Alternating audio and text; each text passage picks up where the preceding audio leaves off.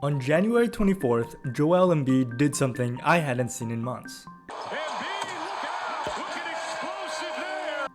He attacked the rim like his body didn't hurt anymore. Drives, contact, elevation, even the dunk was back. But here's the question, was that just a one-night adrenaline spike, or the moment he actually got his superstar gear back? I finally have the answer. Earlier this season, I was convinced his career was over. In his first game this season against the Celtics, Embiid only played for 20 minutes and shot a horrible 1 for 9 from the floor. Honestly, I thought he was washed, but I wanted to at least give him a chance. Maybe he's just rusty, right? As weeks go by, however, Embiid didn't just look rusty. He looked limited, and if you watch enough of the NBA, you know the difference. Rust is missing shots that you normally make, but limited is a much bigger problem. Limited is when you stop even attempting the stuff that makes you special. For far too many stretches, Embiid looked limited. He wasn't dunking, he wasn't rising up the same way. Everything looked a half second slower, like he was playing on a slight delay. And the possessions felt different too, more settling, more fading away, more jumpers where you could tell he was trying to score without putting stress on his body. And once a star starts playing like they're avoiding contact, that's usually the beginning of the end. It's the part where the highlights disappear first, and then the efficiency falls off, and then one day you look up and you're watching a different player wearing a jersey with the same name. As I was watching the Sixers-Bulls game back in November, I thought this was the moment that marked the beginning of the end for Joel Embiid. So here's the situation in this game. It's a close game in the final minutes of the fourth quarter, and Embiid gets the ball 5 times. Now watch these clips and see if you notice anything. Embiid trying to bully his way inside. Had it stripped! Vucevic slapped the last one away. Embiid pops it over Vucevic. Feeds back and misses the jumper. Shot clock at 3. Embiid feeds Vucevic on top. Embiid the jumper. No good again. All 5 times Embiid settles for jumpers. No drives, no elevation, just settling. Honestly, I thought his career was over. But then, something big happened. On January 3, 2026, Embiid dunked for the first time in forever. At first, I thought it was an anomaly, but he dunked again on Jan 5, then on Jan 7, and then on Jan 9.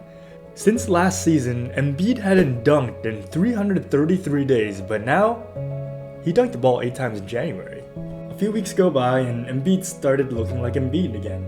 Not just putting up points, actually moving like the guy we remember. The aggression came back, the drives came back, the "I'm not here to be careful" energy came back. Early in the season, he would take a jump shot here, but now he's not afraid to go up against Capella. In that recent game against Houston, Embiid put up 32 points, 10 assists, 15 rebounds, and even more impressively played 46 minutes, the most in 2 years. However, the moment that convinced me that Joel Embiid was truly back was the Knicks game, just a few days later on January 24. Now that was a statement game. Take a look at these first few possessions and what do you notice? They're all drives to the basket. Instead of settling for jumpers, he's attacking, he's physical, he's not afraid of contact, and to top it all off, he reminded the world that he's still as athletic as ever. Kobe the tip, but Embiid comes down with it. Here comes Maxey, Grimes, fakes the 3. Embiid, look out! Look at explosive there! Embiid finished the night with 38 points and 11 rebounds in 36 minutes. But I wondered, were these just a couple of good games, or is he actually back? To tell if he's actually healed, there were 3 main metrics that I wanted to look at. I'll explain why these metrics in a second, but first, let's take a look at the data.